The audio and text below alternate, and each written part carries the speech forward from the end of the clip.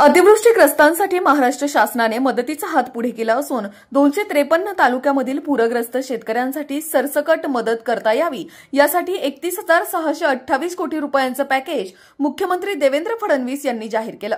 काल मंत्रिमंडळ बैठकीत चर्चा झाल्यानंतर त्याला तात्काळ मंजुरी देण्यात आली। यावेळी घेतलेल्या पत्रकार परिषदेमध्ये उपमुख्यमंत्री एकनाथ शिंदे, उपमुख्यमंत्री अजितदादा पवार, महसूल मंत्री चंद्रशेखर बावनकुळे, कृषी मंत्री दत्तात्रय भरणे व जलसंपदा मंत्री गिरीश महाजन आदी उपस्थित होते। तर क्रॉप कॉम्पेन्सेशनच्या संदर्भात जवळपास या ठिकाणी आपण 65 लाख हेक्टर करता 6,175 कोटी रुपये देण्याचा निर्णय केलेला आहे। आपण प्रति हेक्टरी अतिरिक्त 10,000 रुपये देण्याचा निर्णय केलेला आहे। म्हणजे आता जर आपण विचार केला तर जो कोरडवाहूचा आमचा शेतकरी आहे यांना हेक्टरी 18,500 रुपये मिळतील।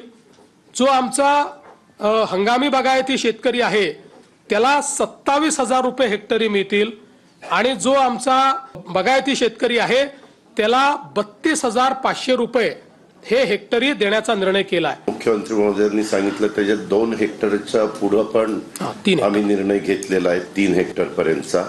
त्याच्यामुळे काही शेतकऱ्यांच्या मनात अशी शंका येण्याची शक्यता आहे की आपल्याला 2 हेक्टर आणि तो वरचा सगळा भार राज्य सरकारने उचललेला आहे। पण या सगळ्याच्या मध्ये कुठल्याही परिस्थितीत त्या शेतकऱ्याला उभं करायचंच असा निर्णय राज्य सरकारने घेऊन ह्या सगळ्या गोष्टी अंमलात आणण्याच्या करता आपण हे पॅकेज हे जाहीर केलेलं आहे। अशाच नवनवीन बातम्या व घडामोडी पाहण्यासाठी आमच्या चॅनलला लाईक, शेअर व सबस्क्राईब करा।